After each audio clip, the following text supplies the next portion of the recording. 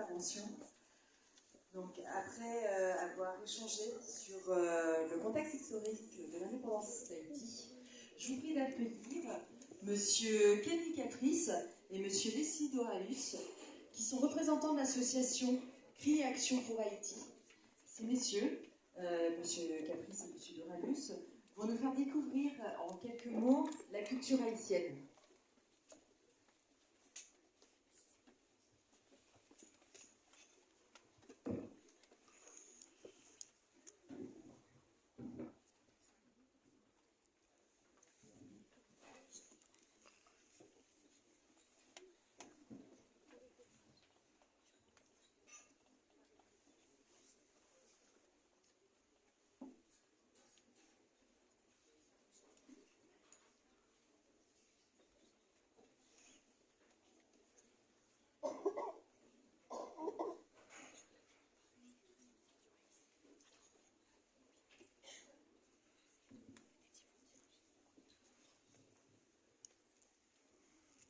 Mesdames, Messieurs, merci d'être venus pour assister à cette conférence.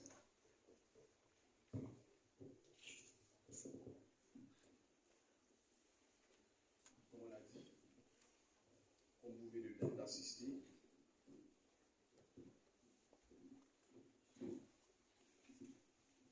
tout est déjà dit. Après avoir entendu M. Lasconi, le professeur, et Mme Marie-Ange Dessous, l'adjoint au maire,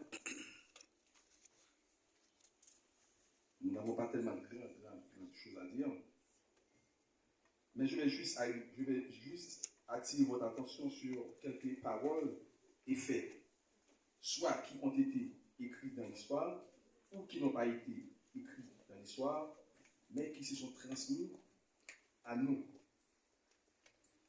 Au XVIIe siècle, Robert a dit « tout part et pour la métropole ». Ces paroles correspondaient à la variante française du mercantilisme qui était une ancienne doctrine économico-politique dès lors. L'Amérique est aux Américains. Prononcé par le président des États-Unis d'Amérique, J.P. Monroe, le 2 décembre 1823. Pour ne citer que cela, parce qu'il y a tant d'autres propos qui ont été énoncés en ce sens. Le protectionnisme, le nationalisme, c'est ce qui prévalait, qui dominait pendant ces périodes.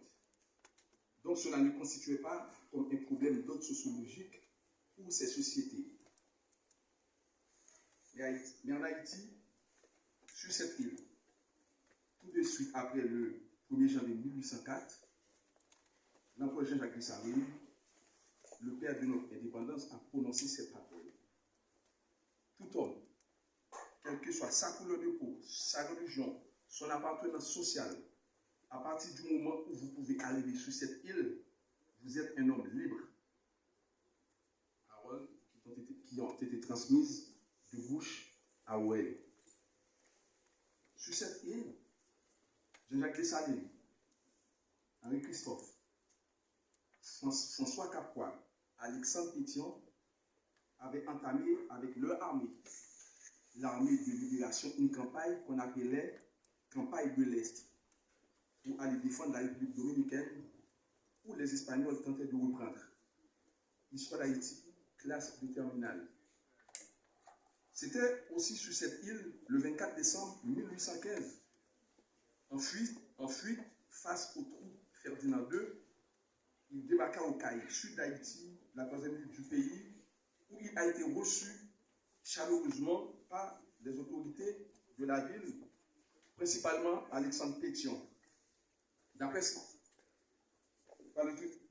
l'histoire, Simon Bolivar, le plus grand héros de l'Amérique latine, a trouvé aide et refuge qui lui permettait de pouvoir continuer sa lutte de libération de toute l'Amérique latine.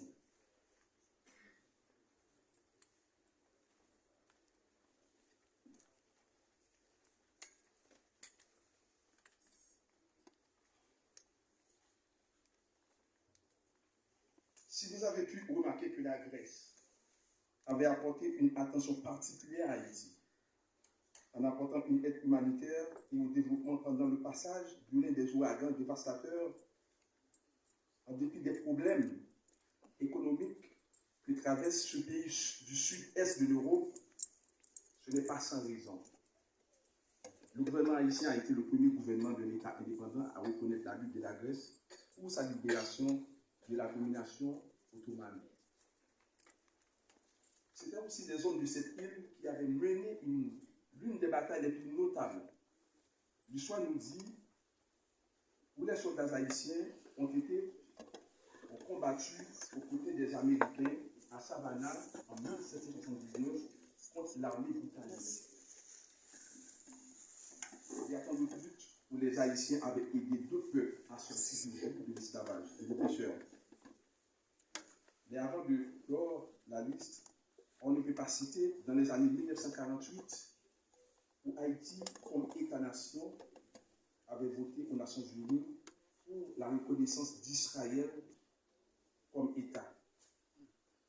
En 1960, Patrice Lumumba, Premier ministre dès lors, fait venir des coopérants haïtiens pour aider le Zaïre, aujourd'hui le Congo-Kinshasa, qui venait d'avoir son indépendance. L'histoire nous rapporte, après les enseignants belges, les enseignants haïtiens étaient plus nombreux. Il y avait des médecins et bien d'autres techniciens. Il y a une anecdote très importante à savoir. L'histoire nous a rapporté, les professeurs de maths venus de Port-au-Prince faisaient sensation auprès des élèves congolais